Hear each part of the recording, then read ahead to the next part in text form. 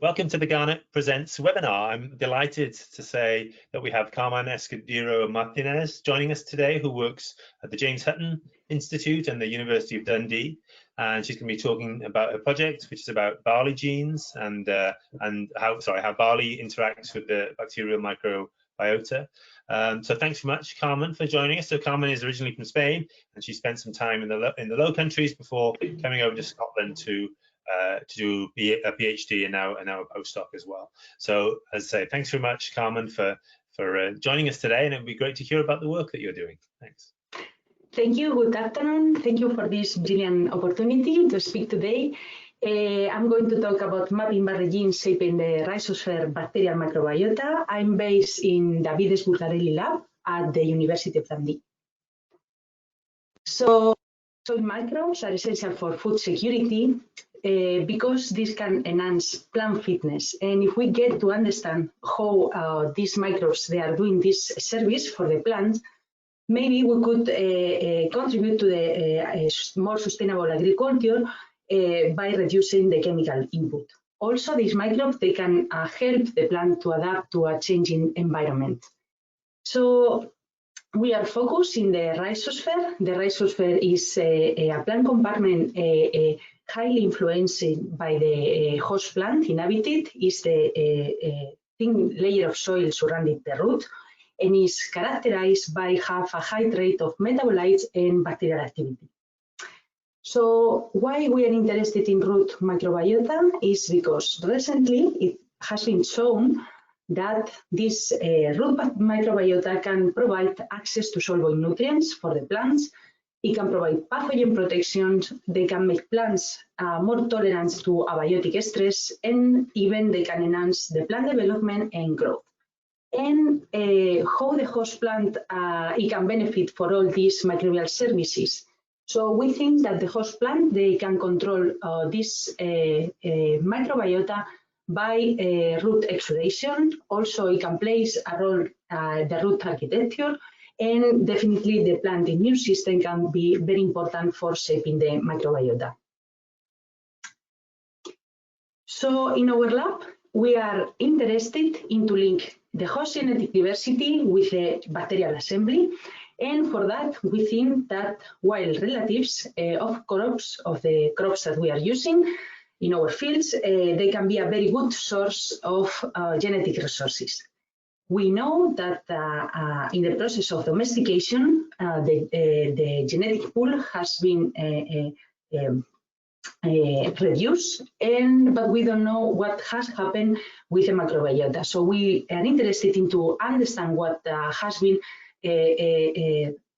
happening with the microbiota during this domestication process. And our vision in the lab is to release genetic resources for breeding for the plant microbiota interactions, and hopefully contribute to a more sustainable agroecosystems. So in this project, we are using barley. Barley is a widely cultivated plant throughout the world. And what is very interesting is that we have a lot of genetic resources, accessions, mutants. We have a diploid genome, so it's relatively easy to work with. We have available its genome, but also a pan-genome of a series of accessions. We can apply gene editing to barley, and we use as well what we call speed breeding. So this is an improvement of the abiotic conditions in which we grow barley so that we can shorten the generations significantly. And very important for this project is that barley leaf cultivars that are in the fields, they are interfertile with the wild relatives. So how we study the barley Rhizosphere microbiota? We are based here at the James Hutton Institute, and we belong to the University of Dundee, but here we have all the facilities, including the glass house. And this is the way that we set up normally an experiment. We use an agricultural soil, we seed the plants, and then we are going to extract the Rhizosphere and amplify the 16S ribosomal RNA phylogenetic marker, and create libraries that get sequenced, and then we are going to study the composition of these samples by these 16S RNA gene profiles. In our lab, we use also metagenomics to unravel functional characterization of the rhizosphere. But in this case, today we are going to work with this kind of libraries, the 16X RNA libraries. And then we analyze the data through a series of R pipelines. So the main goal of this project was to link host genetic diversity with bacterial diversity. And the big question is if we can identify Barley genes or loci associated with the Rhizosphere bacteria. So how we can do that? We can do that through a mapping population. So ideally we will have an elite parent here depicted in green and a wild parent depicted in blue. And this is a color code that I'm going to use throughout the presentation. And then we are going to have a segregating population, and ideally we'll have a elite-like genotype with introgressions of the wild parent. And then we are going to make a profiling of the bacterial composition. And this is the strategy that we wanted to follow for to make a mapping of the bacterial phenotype. So for doing this mapping, we need to have a segregant phenotype, in this case a microbial phenotype between the parental lines, the elite and the wild. And we previously demonstrate that this is the case. If we compare a elite genotype of Barley with a wild genotype of Barley, we can have a contrasting microbiota. So this is what I'm representing here in this constrained principal component analysis. So here, every point in the graph is representing one Rhizosphere microbiota depicted in triangles or root microbiota depicted in dots. And this is a measure of relateness. So as closer are the dots in the graph, more similar are the microbial profiles. And we can see that we can cluster all together the Rhizosphere or root samples belong to a elite genotype, and then on the other hand we can cluster together the Rhizosphere or root samples belong to the wild parent. So we think that these plants, they have a contrasting microbial phenotype. So as I mentioned, with Barley, we have a lot of genetic resources, and one of these is this multi-parent nested association mapping. So this population has been widely used for QTL of different barley traits and consists of 25 wild barleys crossed with the elite genotype Barke. And then this has been backcrossed up to 3 times with Barke. We are going to talk today about family 15, whose parent is this HID 144 cross with the elite cultivar Barke. And we are going to assess the microbial composition and abundance as phenotyping mapping to identify genetic regions for the barley host plant responsible for the microbiota recruitment. So first of all, we need to, again, make sure that this population is suitable. And here, the more important thing is, again, that the 2 parents, they segregate for the phenotype, so they have to host different bacteria. And here in this ternary plot, every dot is representing 1 bacterial families. I'm going to talk about this high taxonomic level throughout the presentation. And the size of the dots in the ternary plot are proportional to the relative abundance of that family. And also to say that dots more close to the vertices, they are of this triangle, they are related to that unplanted soil or rhizospheres. So in this case, I'm highlighting in blue the up to 12 families that were significantly enriched in the wild rhizosphere compared with the light elite rhizosphere, and then 2 families that were enriched in the elite rhizosphere depicted in green. So the answer to this question is yes, we have a contrasting microbial phenotype between these 2 parental lines. So Then we assess the microbial profiles of the parental lines together with the segregant population. And this is what we can see here in this canonical analysis of principal components. We can see the microbial profiles represented by every point in this graph. And again, this is showing the relateness between samples. So the samples more close together, they are more similar in their microbial profiles. So we can see how the samples related to belong to unplanted soil, they are clustering all together toward the right of the graph. And then far apart, we have the rhizosphere, the samples that correspond to rhizospheres in what we call the rhizosphere effect. And then we can see also how we can cluster together the wild parent, the elite parent, and segregating around the elite parent, we have depicted in pink the segregant population. This is very interesting because if you remember, this segregant population was back-crossed several times with the elite parent. So what we are seeing here is that the microbial composition of the segregating population is really reflecting the genetic makeup. So the microbial profiles are more similar to the elite ones than with the wild parent, which is exactly what is happening with these genotypes.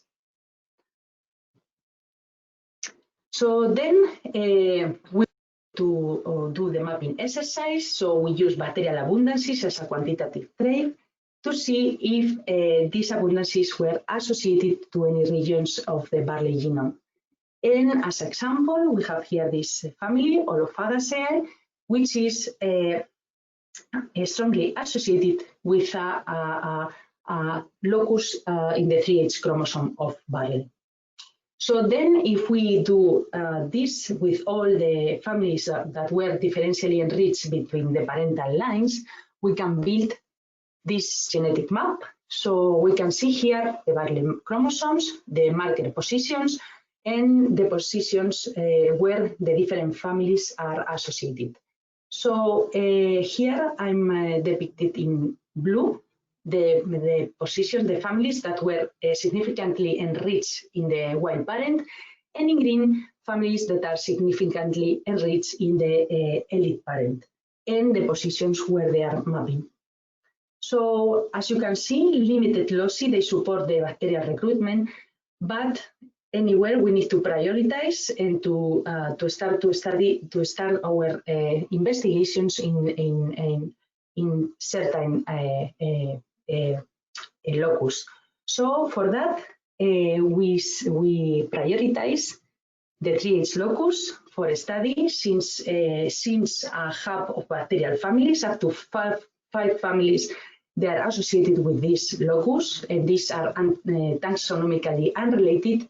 And then we have this 1H locus. This is interesting because we see that one of the families enriched in the lead parent is associated with this locus, but also there is almost an overlap with other two families enriched in the wild parent. So we were interested to study these two locus. So with the same data, we proceed to do a small validation of this mapping result. And what we did here is to see what happened when the wild allele is present in the 3H locus in the abundance of the bacteria. So we look at the bacteria associated with the 3H locus, and what happened when the wild allele is present in the segregant population is that we have an increase of bacterial compared with the elite allele in most of the families. So this was a nice validation. On the other hand, in the 1H locus, when the wild allele is present, there is a depletion of the abundance of bacteria compared with the elite allele. And this was just what we were expecting. So this was kind of validation, but we wanted to see further validation of this mapping in an independent way. So we were looking for lines that they have wild introgressions in the 1H locus and at the 3H locus. And the whole picture, we will have a wild parent, an elite parent and then introgression lines. And ideally, we will have lines for comparison with elite-like introgressions at the 1H locus and at the 3H locus. And then a wild-like lines introgression with wild introgressions at the 1H locus and at the 3H locus. For the moment, we have these two lines ready for comparison. So what we did was to assess their genetic composition and the microbial profiles. So I'm going to show you what are the results of the comparison of these two lines. So when we compare the elite line with the wild-like, we see that in the wild-like we have a certain enrichment of certain families. So what is very interesting is that up to 3 families were the same that were enriched in the 3H locus in the mapping exercise. So in this was an independent library, so this was a very good confirmation of our results. On the other hand, when we compare elite with the wild, we see that there is a depletion in this case in 3 families. So 3 families are more abundant in the elite genotype compared with the wild-like. And what is very interesting is that these 2 families are really related with the one that we found mapping at the 1H locus. So this was a very good confirmation of that we have a bacterial phenotype in these wild-like lines with wild introgressions at the 1 and 3H locus. And we were sure that we could use these lines for find alternative phenotype. In order to find the genes behind this locus, we have the strategy of look at other alternative root phenotypes. So for looking at this root phenotype, we are going to use wild-like barley plants and elite barley, and we are going to compare them. So we want to assess if a wild-like microbiota combined with elite background confer any plant growth phenotype. So this is basically measuring the yield of this plant, and this is work in progress. Also, we are interested in to assess the root transistomic differences linked to microbial phenotype. Also, this is work in progress, and we are going to retake these 2 pieces of research once we are going back to the lab. And if root exudates are associated with the microbial recruitment. And I can tell you a little bit about this. So we studied the root exudates of these 2 genotypes, the elite and the wild-like introgression lines. We grow them, in this case, in sand, because in this way we normally use an agricultural soil, but in this case sand is very good substrate and very easy, relatively easy to wash. So we wash the root and then we put them to exudate in sterilized distilled water. Then we freeze dry the exudate and we perform GCMS. So I can tell you a little bit about this, the results. Here we have a principal coordinate analysis, Every point in the graph is representing a root metabolomic profile, and as well is this kind of graph are showing the relatedness between samples, so a closer are together, more similar are the samples. And what is very interesting is that we can cluster perfectly the root exudates samples. Metabolites belong to the elite genotype, and also on the other hand we can cluster all together the metabolites profile of the wild-like. So this was very, very nice result, because we see clearly that we have 2 very different metabolic profiles in that root exudations. So then we plot these root exudates in a different way. This is a heat map, and we have different metabolites, and what we could see also is that we could perfectly separate the samples belong to the elite genotype and the samples belong to the wild-like genotype. And at first glance, what we observe is that we have a general turn down of in the concentration of the metabolites belong to the wild-like. So this very uniform pattern was a little bit strange, because these metabolites, they are derived from very different pathways, and despite these samples are normalized by the weight of the root exudates, we think we were missing something here, and maybe we need a further control. So for that, we are going to repeat this experiment. In this case, we are going to use also, we are going to normalize by the dried root weight. And also, we are thinking to use an internal standard in a known concentration of root exudates prior freeze dry. So these are the new strategies that we are going to use to verify. Nevertheless, this could be real. So we just need to confirm. And the more important thing is that we were able to identify many metabolites with this system.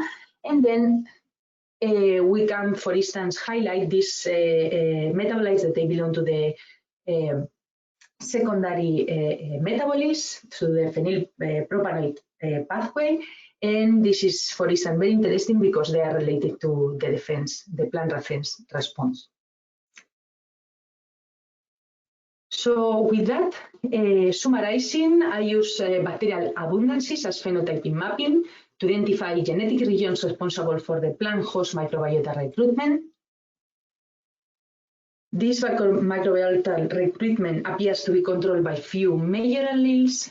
The wild 3H locus is associated with taxonomically diverse bacteria, so in this case, these different families, while the 1H elite locus seems associated with families belong to the phylum Actinobacteria. So as next step, we are going to perform fine mapping with the progeny we have now a cross between the elite genotype and the wildlife genotype. And we are going to genotype these plants and assess their microbial profiles to see if we can